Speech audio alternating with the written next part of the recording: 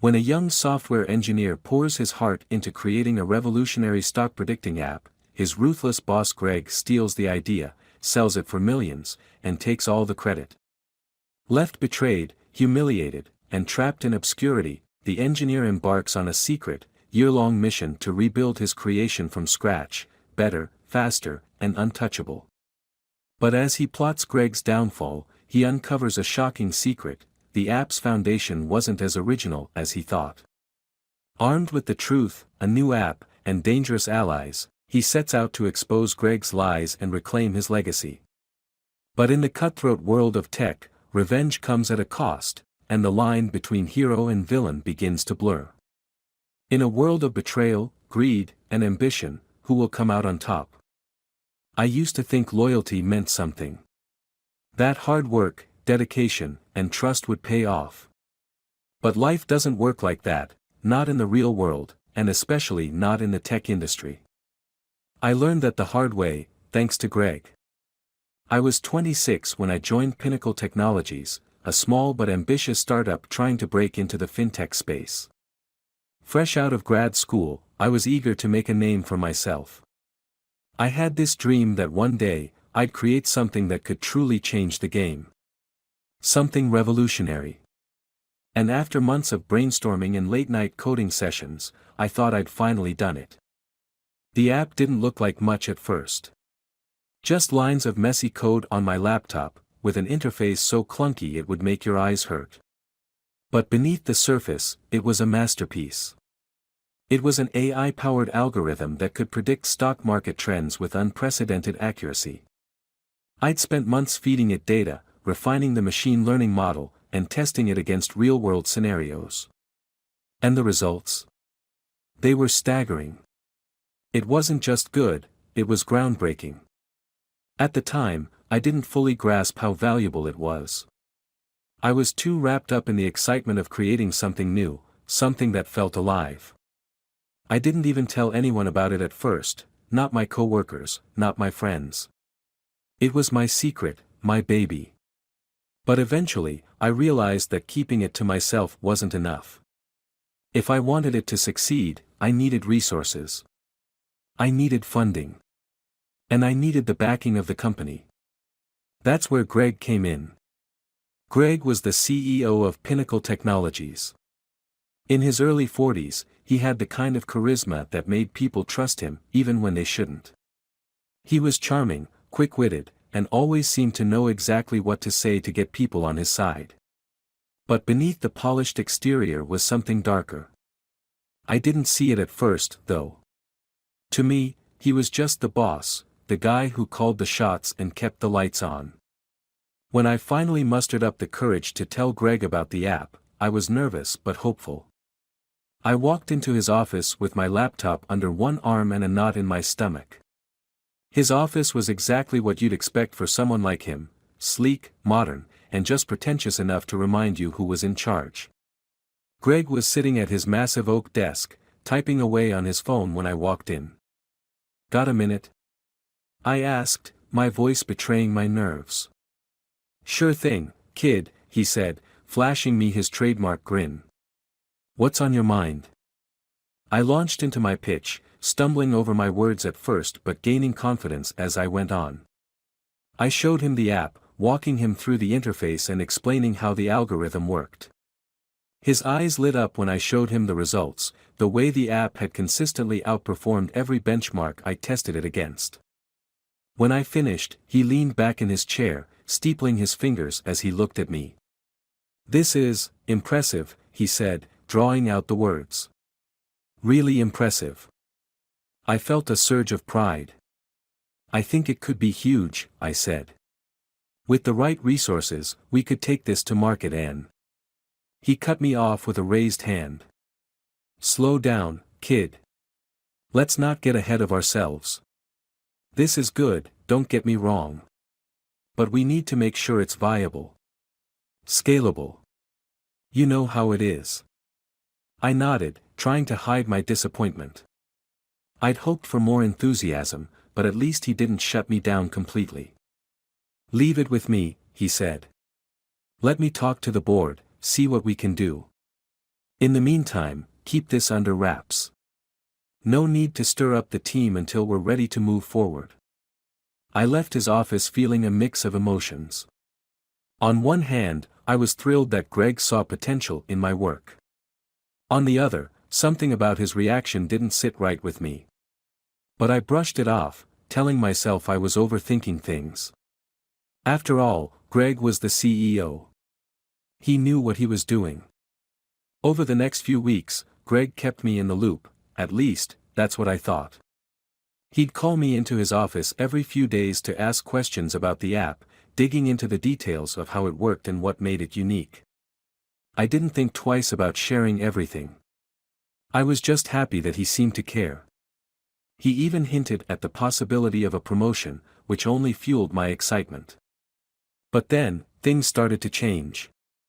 One day, I noticed Greg was unusually distant.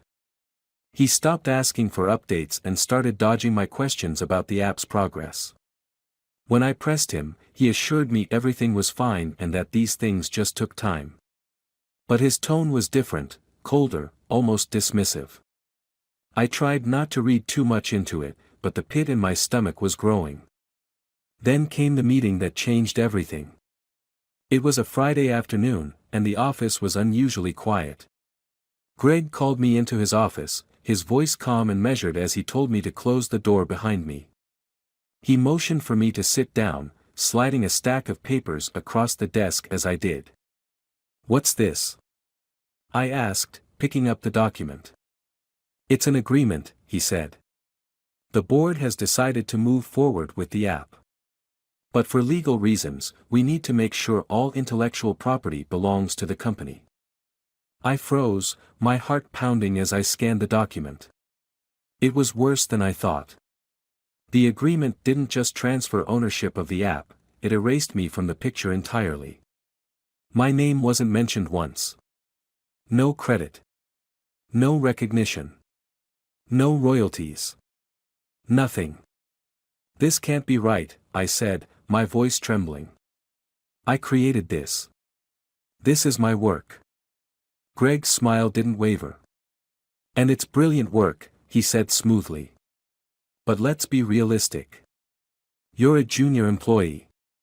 You don't have the resources to take this to market. We do. This is standard procedure." "Standard procedure?" I repeated, my anger rising. "You're stealing from me." "Watch your tone, kid," he said, his voice hardening. "This is how the business works. I'm giving you an opportunity here. You'll still have a job, a promotion even. But if you want to make waves in this industry, you have to play by the rules." I wanted to argue, to stand up and walk out. But I didn't. Greg had me backed into a corner, and he knew it. If I refused to sign, he'd bury me. He'd blacklist me in the industry, ruin my reputation before I even had a chance to build one. So, with shaking hands and a heavy heart, I picked up the pen and signed away my creation. I walked out of that office feeling like a part of me had died.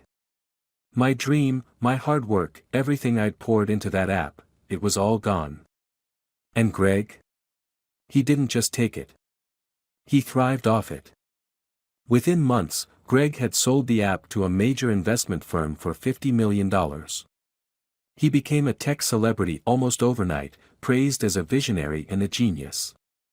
He was everywhere, on the cover of magazines, giving TED Talks, shaking hands with industry leaders. And me? I was still sitting in my same cubicle, watching it all unfold like a nightmare I couldn't wake up from. But I wasn't about to let it end there. Greg thought he'd won, that I was just some naive kid he could walk all over. What he didn't realize was that he'd just made the biggest mistake of his life. The weeks after Greg's betrayal were some of the darkest of my life.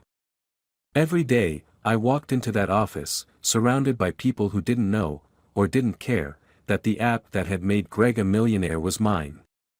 They praised him like he was some kind of genius, talking about his vision and leadership as if he'd written a single line of code.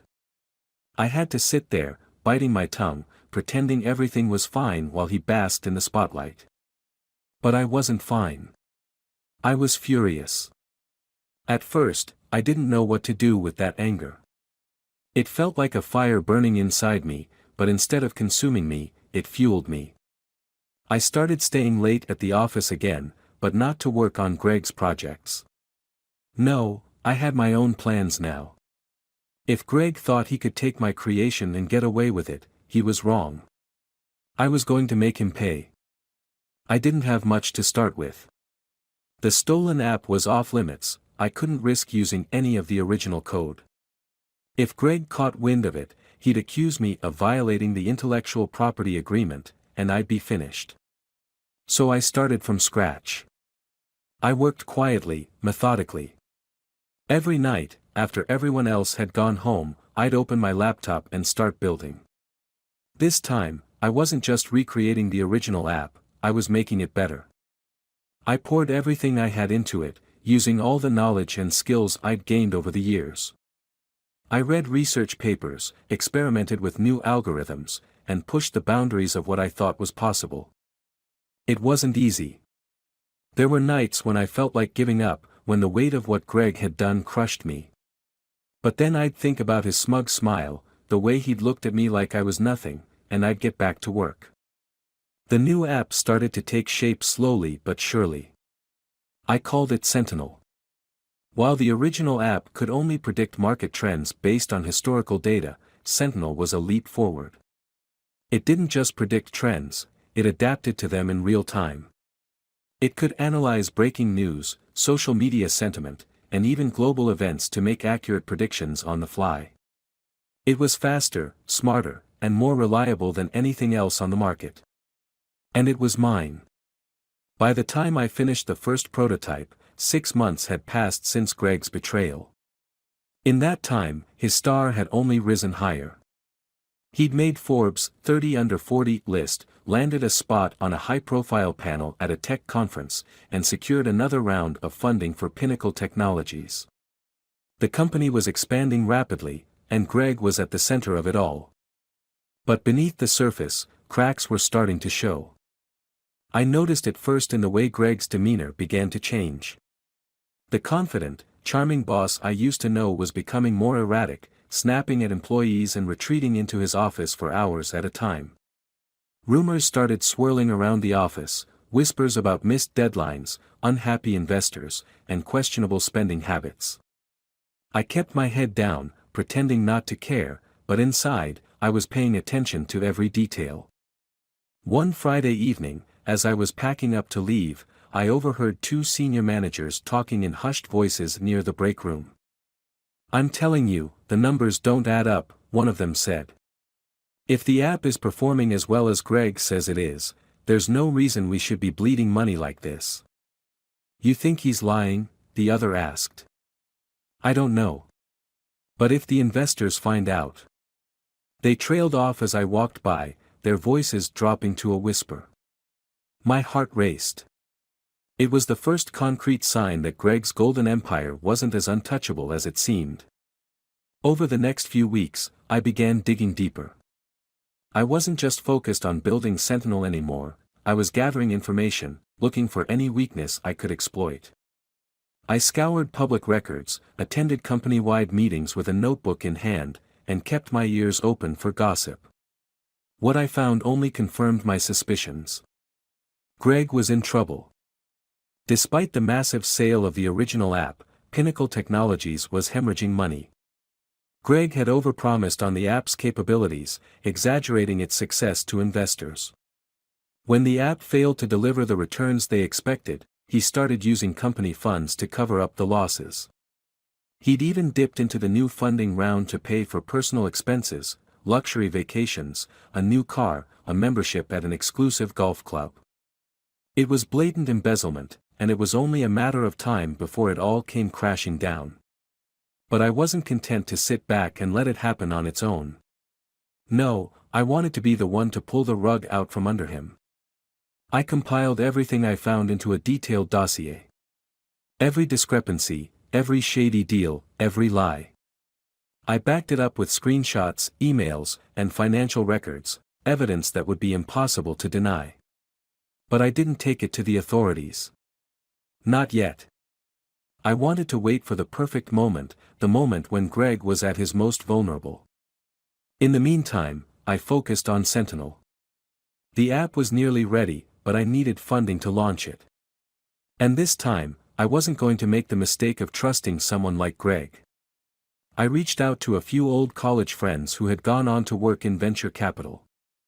After a series of late-night calls and careful negotiations, I secured a modest but sufficient investment. It wasn't $50 million, but it was enough to get started. The pieces were falling into place. Greg's empire was crumbling, and Sentinel was poised to take its place. All I had to do now was wait for the right moment to strike. That moment came sooner than I expected. One morning, as I was going through my emails, I saw an invitation to a tech conference. It was one of the biggest events in the industry, attended by all the major players. And guess who was scheduled to give the keynote speech? Greg. The topic? Revolutionizing FinTech, lessons from the leader behind the market's top predictive algorithm. I couldn't help but laugh. The irony was almost too much. That's when I decided it was time to make my move. I wasn't just going to expose Greg, I was going to humiliate him. I reached out to a journalist I'd been following, someone with a reputation for breaking big tech scandals. I sent them the dossier anonymously, along with a note that simply read, "The truth about Greg Sawyer and Pinnacle Technologies." Then I waited. It didn't take long. The article dropped 2 days before the conference. The headline was brutal: "The fraud behind the fintech, how Greg Sawyer lied his way to the top." It was a scathing exposé, detailing everything from the exaggerated claims about the app to the embezzlement of company funds. It included quotes from unnamed employees, thanks to a few carefully planted conversations I'd had, and even hinted at an ongoing SEC investigation. The fallout was immediate. Investors pulled out. The company's stock plummeted. And Greg? He was silent. For the first time since I'd met him, he didn't have anything to say. But I wasn't done yet. Greg's fall from grace was everything I hoped it would be, and more. The exposé spread like wildfire, dominating every major tech news outlet for weeks. Pinnacle Technologies was in freefall, scrambling to do damage control as investors demanded answers. Employees whispered in the hallways, their faith in Greg evaporating. The golden boy of fintech had been reduced to nothing more than a punchline. But I wasn't celebrating just yet. I knew Greg wasn't the kind of man to roll over and accept defeat. He'd claw and fight to keep his grip on what little power he had left. And that's exactly what he did. On the day of the tech conference, I logged into the live stream, eager to watch Greg's keynote speech crash and burn. Part of me wondered if he'd even show up. But Greg wasn't the type to back down, not publicly, at least. He walked onto the stage looking every bit the confident CEO he used to be, dressed in his tailored suit, flashing his trademark smile. If you didn't know better, you'd think he hadn't just been exposed as a fraud. "Good morning," Greg began, his voice calm and steady. "Before I dive into today's topic, I want to address the rumors that have been circulating." Rumors. That's how he framed it, as if the 5,000-word exposé backed by mountains of evidence was nothing more than baseless gossip. The article published earlier this week was filled with inaccuracies and outright lies, he said, his tone almost convincing. "These attacks are an attempt to undermine the incredible work we've done at Pinnacle Technologies. Let me be clear, our predictive algorithm has revolutionized the industry, and our team continues to push boundaries every single day." I clenched my fists as I listened. He was doing what he always did, twisting the narrative, playing the victim, and doubling down on his lies. And for a moment, it worked. The audience gave him polite applause, a few heads nodding in agreement. But then, as the Q&A session began, things started to unravel. A journalist in the front row raised her hand. I recognized her immediately. It was the reporter who had written the exposé. "Greg, you mentioned inaccuracies in the article," she said, her voice steady but firm. Can you clarify which parts were inaccurate? Specifically, the claims about your embezzlement of company funds and the app's underperformance. Greg's smile faltered, just for a second, but it was enough. He launched into a carefully rehearsed response, dismissing the claims as misunderstandings and blaming disgruntled former employees for spreading false information. But the room wasn't buying it. More questions came, each one sharper than the last. By the end of the session, Greg was visibly shaken, his confidence cracking under the pressure. Watching it all unfold, I felt a surge of satisfaction. But I wasn't just sitting on the sidelines anymore, I was ready to step into the spotlight myself. The next day, I officially launched Sentinel. I had been preparing for this moment for months. The app's website went live at midnight, complete with a sleek demo video showcasing its capabilities. I'd hired a small but talented marketing team to handle the launch, and they worked tirelessly to generate buzz. We flooded social media with targeted ads, published blog posts highlighting Sentinel's unique features, and reached out to influencers in the fintech space to try it out. The timing couldn't have been better. With Greg's scandal still dominating the headlines, people were hungry for an alternative to Pinnacle Technologies. Investors, traders, and analysts all flocked to Sentinel, eager to see what it could do. And it didn't disappoint. Within days, the app was trending on every major fintech platform. Users raved about its speed, accuracy, and intuitive interface. Unlike Greg's app, which had overpromised and underdelivered, Sentinel exceeded expectations. I made sure of it. But the real game changer came 2 weeks later, when I received an email from an unexpected source. It was from a former employee of Pinnacle Technologies, a senior developer who had quit after the scandal broke. He'd read about Sentinel and wanted to congratulate me, but that wasn't all. He also had information. Valuable information. We met at a coffee shop downtown, far enough from the office that no one would recognize us. The man, whose name was Alan, looked tired, like he'd been carrying a heavy burden for too long. I couldn't stay there anymore, he said, stirring his coffee absently. After everything that came out, I realized just how deep the rot went. Greg wasn't just lying to investors, he was lying to all of us. Alan told me about the pressure Greg had put on the team to cut corners, to fudge the data and make the app look more successful than it was. He described late nights spent patching bugs that should never have existed, all because Greg had pushed the app to market before it was ready. But then Alan dropped the real bombshell. Greg knew the app didn't work the way he claimed it did, he said. But he didn't care. He just needed something flashy to sell to investors. And when it started falling apart, he blamed us. I felt a mix of anger and vindication as Alan spoke. Everything I'd suspected about Greg was true, and now I had someone willing to back me up. Why are you telling me this? I asked.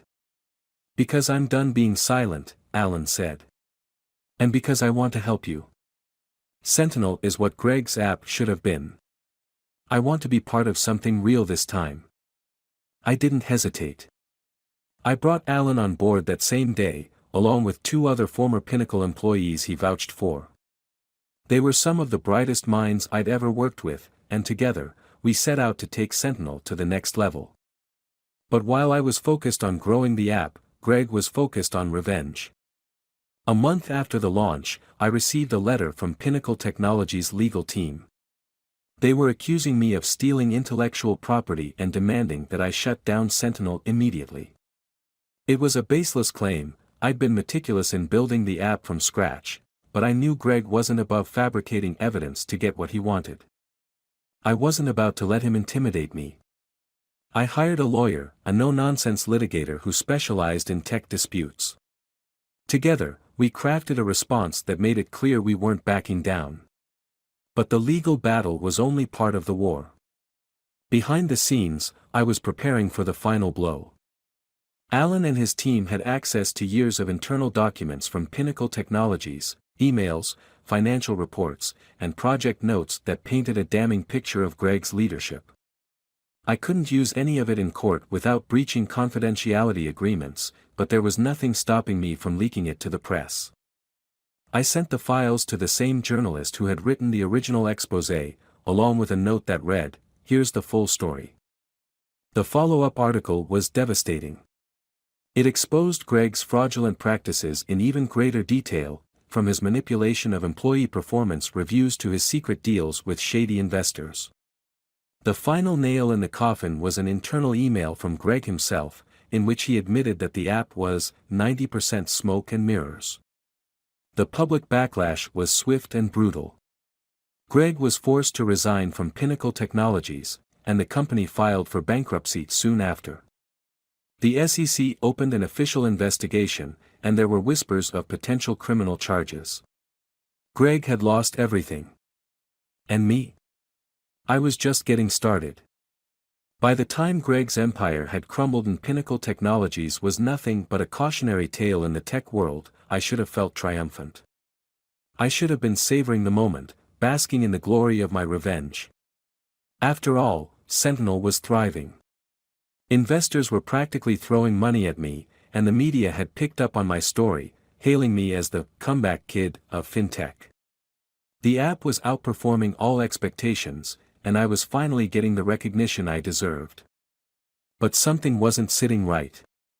Even with Greg destroyed, there was a shadow hanging over me, a nagging feeling that the story wasn't over yet. And I was right. It started with an email.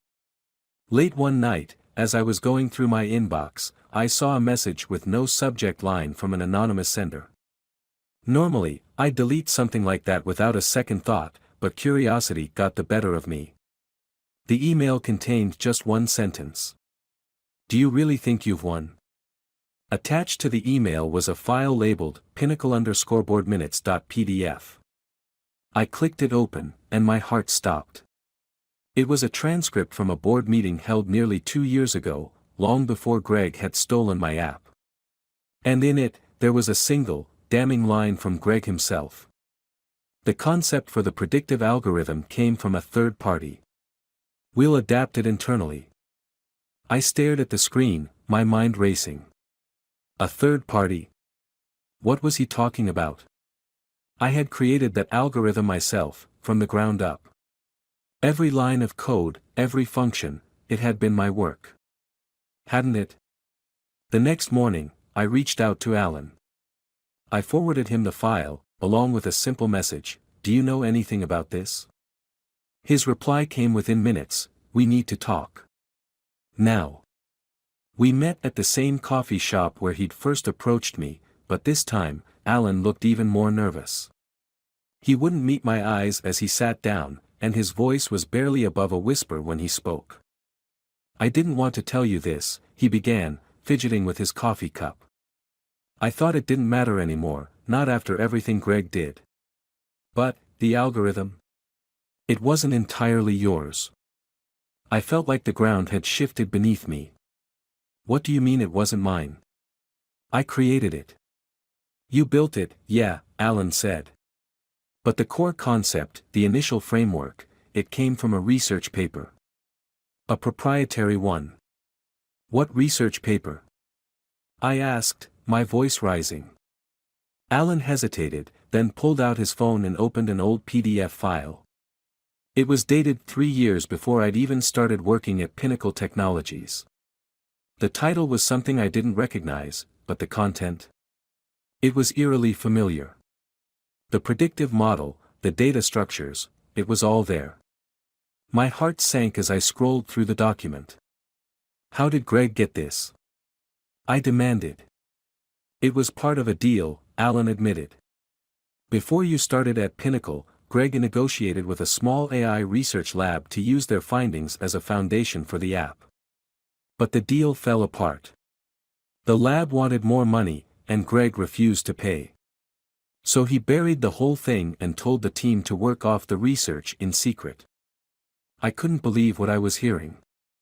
The algorithm, the thing I had poured my heart and soul into, hadn't been mine to begin with. Greg hadn't just stolen it from me, we had stolen it from someone else. I felt sick. Why didn't you tell me this before? I didn't think it mattered, Alan said, his voice defensive. You took what they started and made it your own.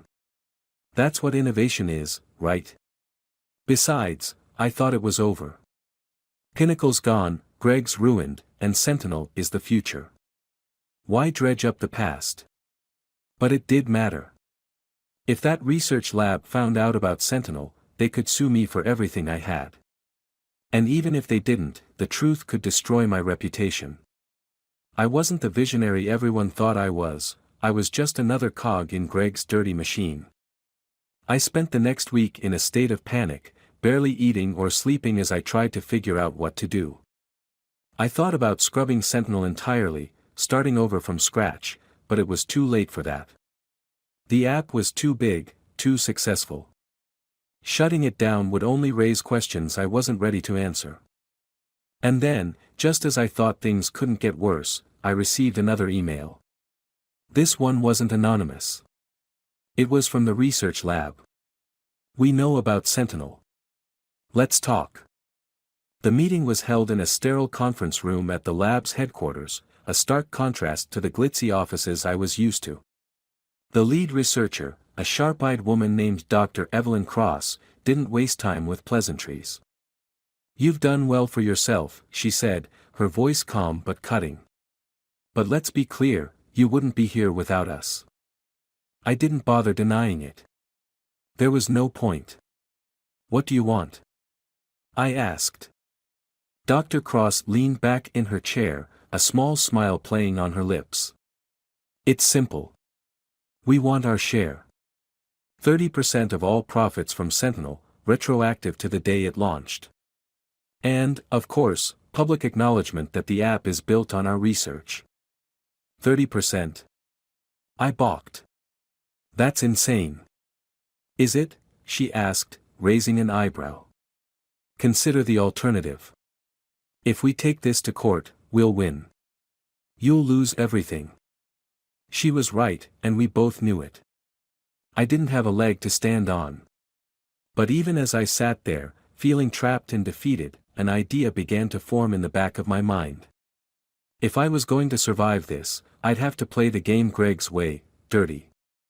A week later, the deal was finalized. Dr. Cross and her team got their 30%, along with a public statement acknowledging their contributions to Sentinel's development.